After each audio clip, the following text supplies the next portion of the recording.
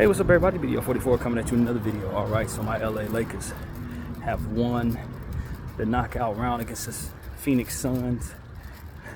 Very pleased that they won that game. You look up and you got a date with the New Orleans Pelicans and Brandon Ingram tomorrow night. I haven't done any homework on that, but I'm real proud of the squad for being in a position to do its thing properly in regards to taking care of business. We didn't shoot very well, under 30% from the field. I mean, from the three, under 40% from the field. But when you look up and you realize your team is 2 games away from winning the very first NBA Cup, you feel great. You know, we were in the Final Four of the playoff last year, getting to the Western Conference Finals, albeit a sweep against the Nuggets. But we understand that both of our stars had foot injuries, and we had close games in all of those. Imagine if Bron and AD were 100% like they are right now. Would it have been the same series? I don't think so. I don't think the Nuggets would have had the same series against the Lakers if Bron and AD weren't dealing with the foot injuries. And when you consider the fact that they are moving now in the direction of health, all you can see is a path to them winning the NBA Cup, the very first NBA Cup. And that, my friend, is something to be proud of if you're a Laker fan. We're hopeful, beyond a shadow of a doubt, that we can stay healthy throughout the Cup, especially if we get to the championship game that doesn't necessarily, quote unquote, count.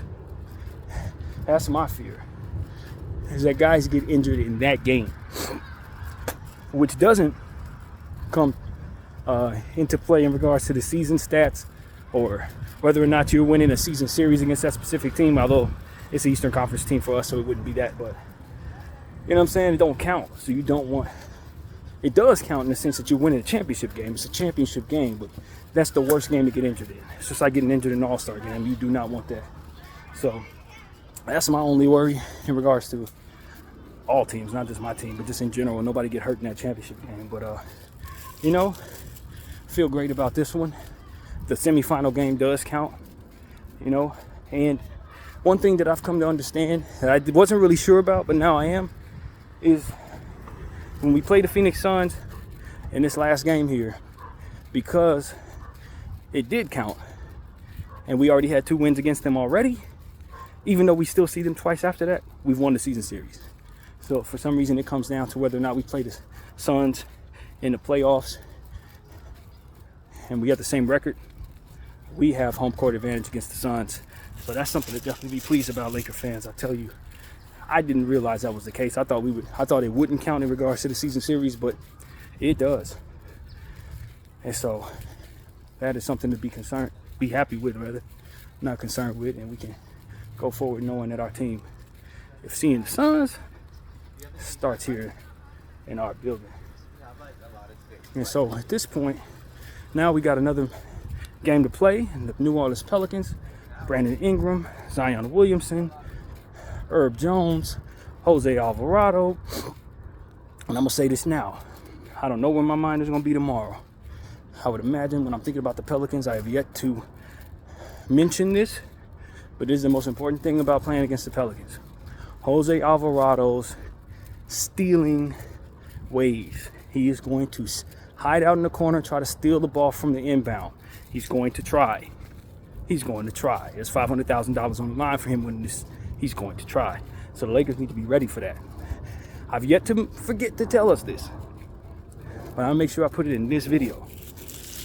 He's going to try to steal an inbound. He's going to act like he's outside of the play. He's going to be pretending he's talking to somebody on the sideline or something. You're going to inbound the ball, and he's going to try to steal it. It's what he does.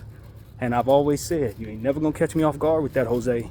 I'm always going to be thinking about that when we play you.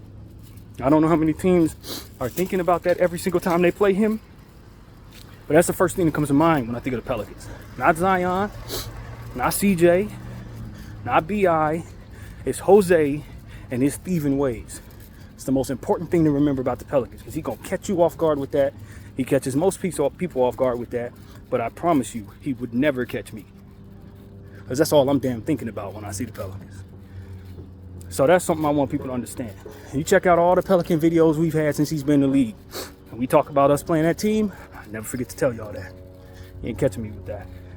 But if for some reason I got that wrong tomorrow, I'm thinking about it now. Jose Alvarado and his thieving ways. So these are things that we're considering already, man. Games in Vegas. I'm sure our team's probably already there. I haven't heard anything, ain't seen anything, but given the fact the game's tomorrow and yesterday's game was in LA, it didn't take nothing for our guys to get there. So I'm pretty sure they're probably already there. But hopefully they get some rest. Don't do too much Vegasing. What happens in Vegas obviously stays in Vegas. But what we want to happen in Vegas is us getting 2 victories. One against the Pelicans and one against either the Bucks or the Pacers.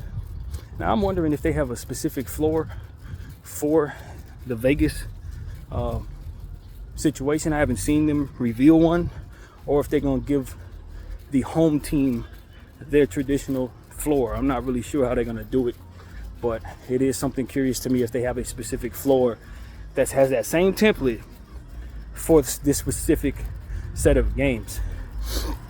That's what I'm curious about.